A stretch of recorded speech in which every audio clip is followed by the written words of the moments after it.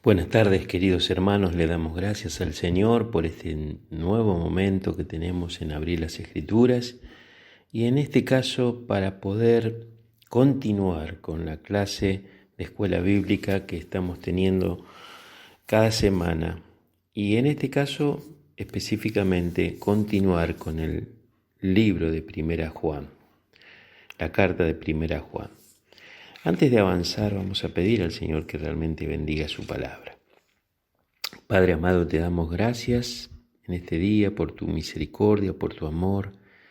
Y queremos pedirte ahora que tú abras nuestro entendimiento, que tú nos llenes de tu palabra, que llenarnos de tu espíritu, Señor. Así que te rogamos en este momento que ella pueda hablarnos a través de sus textos, Señor, porque es tu misma voz que realmente quiere hacernos entender tu verdad.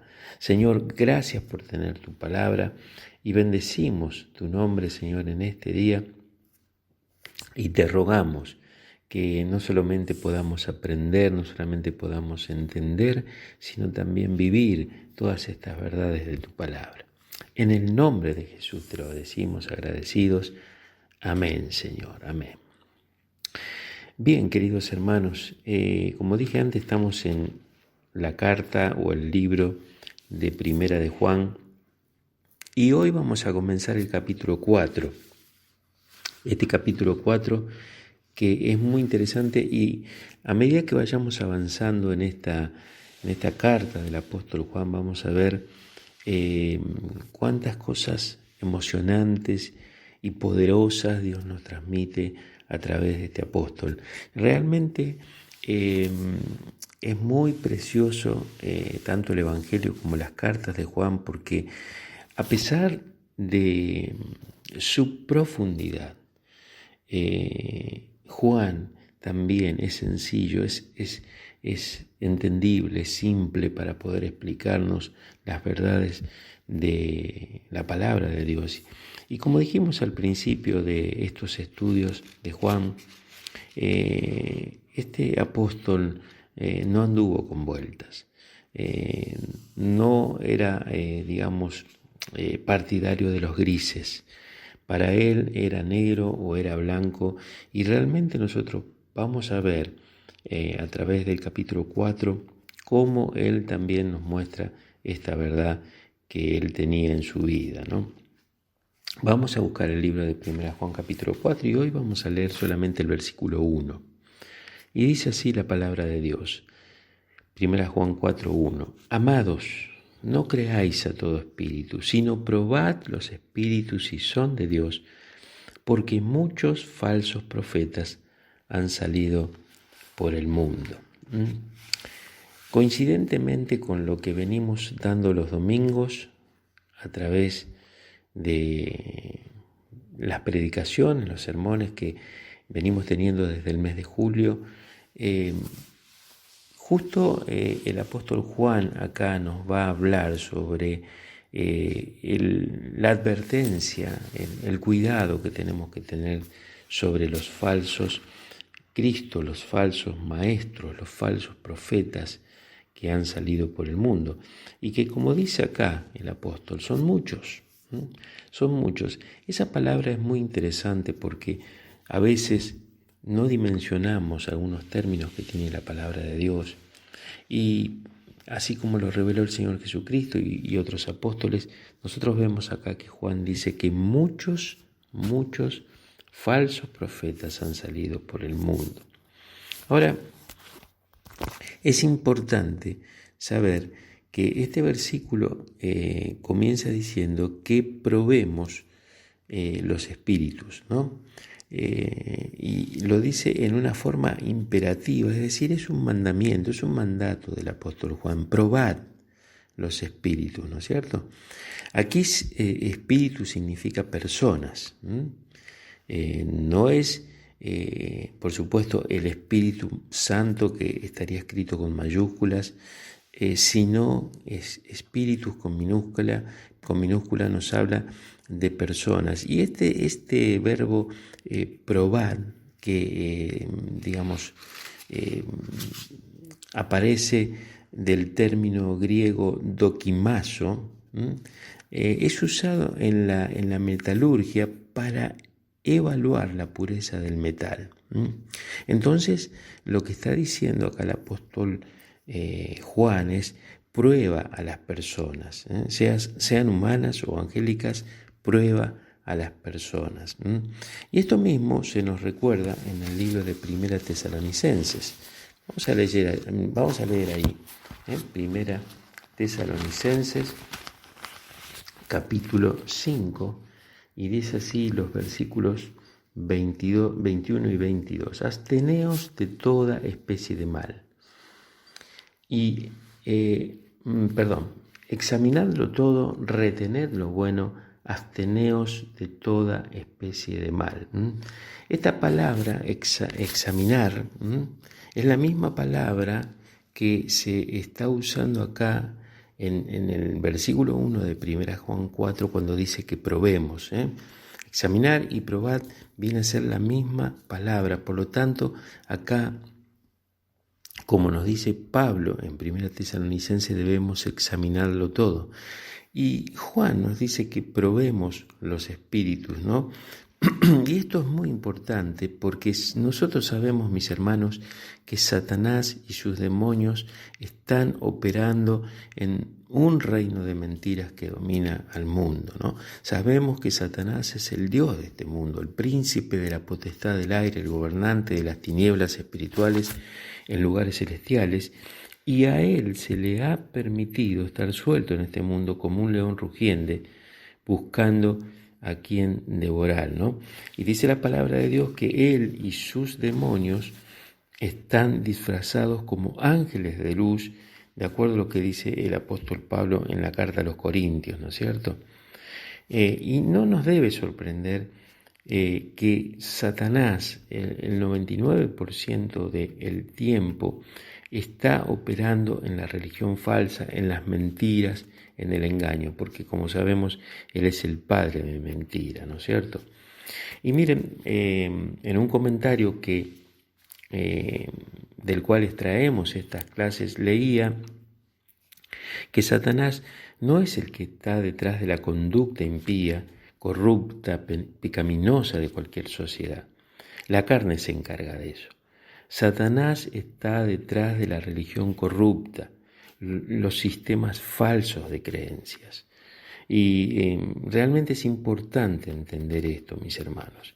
Y hay un pasaje que quisiera mencionar que está en 2 Corintios, vamos a 2 Corintios capítulo 10, donde allí tenemos, ya hemos hablado en otras oportunidades de esto, pero allí tenemos una descripción de esto, de la batalla que realmente nosotros libramos, porque esta batalla espiritual que nosotros tenemos tiene mucha importancia para poder discernir, al probar, al examinar los espíritus, ¿no es cierto?, si realmente son de Dios, ¿no es cierto? Ahora, esta batalla espiritual que se describe acá en 2 Corintios capítulo 10, arranca diciendo el versículo 3, pues aunque andamos en la carne, no militamos según la carne, porque las armas de nuestra milicia no son carnales, sino poderosas en Dios para la destrucción de fortalezas. Y es interesante pensar que nosotros no podemos librar esa batalla con armas humanas, mis hermanos.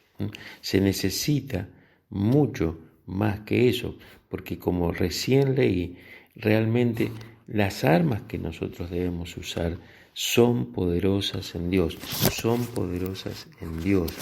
Y nosotros debemos saber de que en realidad nosotros estamos involucrados en esta batalla, porque dice acá, las armas de nuestra milicia no son carnales, sino poderosas en Dios para la destrucción de fortalezas, ¿no? Y miren, el ejemplo sería nosotros con armas humanas limitadas, no podemos vencer fortalezas. Y fortalezas nos da la idea de un castillo bien fortificado, impenetrable, inaccesible, ¿no es cierto? Y, digamos, para poder entrar a ese edificio, para poder romper esa muralla, no lo podemos hacer con armas comunes, con armas naturales, con armas humanas, mis hermanos. ¿Y cuáles son las fortalezas que realmente nos menciona este versículo 4, ¿no? El cual nos dice que nosotros debemos destruir esas fortalezas. Bueno, dice el versículo 5, derribando argumentos y toda altivez que se levanta contra el conocimiento de Dios y llevando cautivo todo pensamiento a la obediencia a Cristo.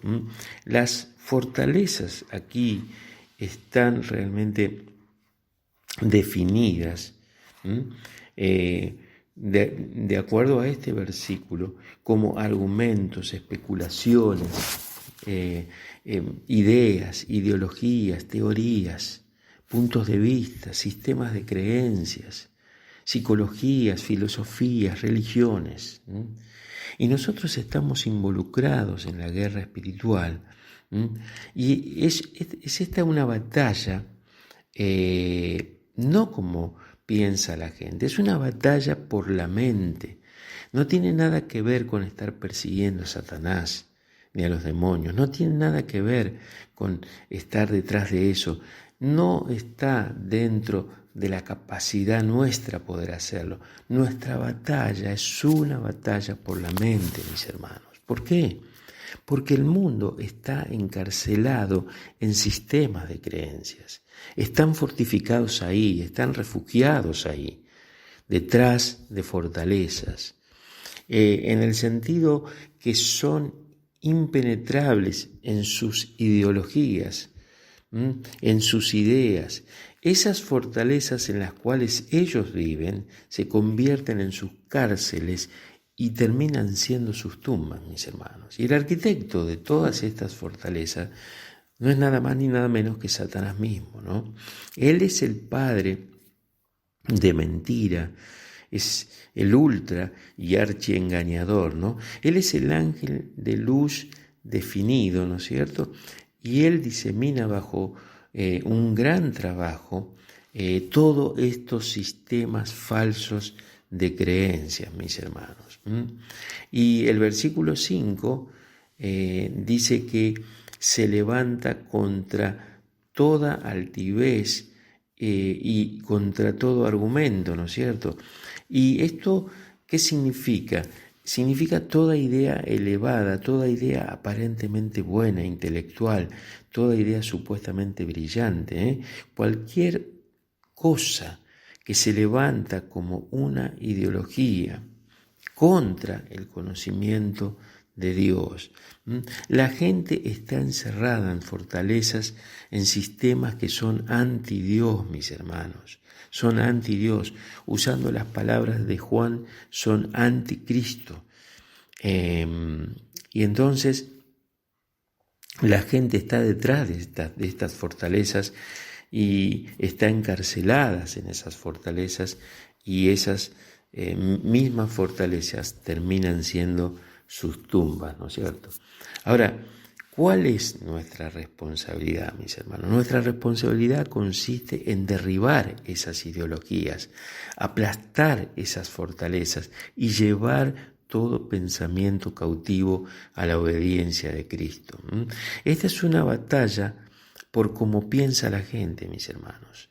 Y es importante insistir con esto. Satanás es el diseñador, es el constructor de estas ideologías. La gente se refugia en esas fortalezas y son condenadas en esas mismas fortalezas al infierno, ¿no es cierto? Ahora, en el Antiguo Testamento, la gente fue advertida acerca de falsos profetas.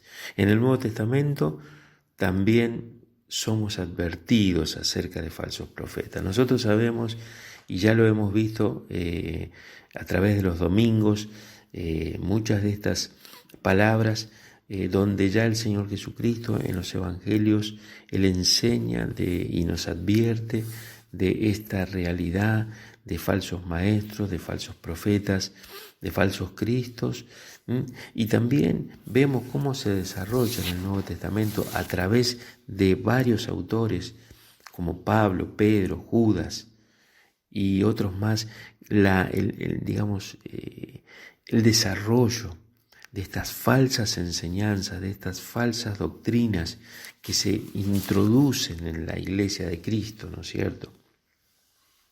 Judas, también sabemos de que dedica prácticamente toda su carta a señalar esto, ¿no es cierto? Y entonces nosotros, para poder, pelear esta batalla, esta guerra que tenemos, como decíamos antes y como nos dice Pablo en 2 Corintios 10, necesitamos probar los espíritus. No podemos aceptar toda idea, cualquier idea que la gente promueve o afirma o predica. Necesitamos probar los espíritus. Y este pasaje nos está, de 1 Juan, capítulo 4, nos está introduciendo en este tema para que nosotros podamos estar advertidos y podamos estar atentos, ¿no es cierto? Y mis hermanos, para poder probar los espíritus, para poder saber si realmente son de Dios, necesitamos conocer la verdad, necesitamos insistir en la verdad. El mismo Judas en su carta, allí antes de Apocalipsis, nos dice que nosotros debemos combatir ardientemente por la verdad. ¿Por qué? Porque si realmente nosotros no conocemos la verdad del Señor, no conocemos la verdad que está en su palabra, no vamos a poder probar si realmente los espíritus son de Dios, si las personas son de Dios, si el mensaje es de Dios, si lo que realmente se está predicando, se está enseñando, se está llevando al pueblo de Dios es verdad. Y miren, la primera prueba que realmente, uno puede hacer en conocer esto, es lo que nos dice este mismo versículo 1 del capítulo 4 de esta carta, de esta primera carta de Juan. Allí nos dice la otra parte del versículo, porque muchos falsos profetas han salido por el mundo. Y el versículo 2 dice, en esto conoced el Espíritu de Dios. Todo espíritu que confiesa que Jesucristo ha venido en carne es de Dios. La verdadera obra del Espíritu Santo exalta al Señor Jesucristo. La verdadera obra del Espíritu Santo exalta a Jesucristo, porque allí nosotros podemos ver todo espíritu que confiese que Jesucristo ha venido en carne es de Dios. Es una prueba cristológica, mis hermanos. La primera prueba tiene que ver con la persona de Jesucristo. Todo espíritu que confiesa que Cristo ha venido en carne es de Dios. Y cualquier espíritu que no confiesa a Cristo no es de Dios.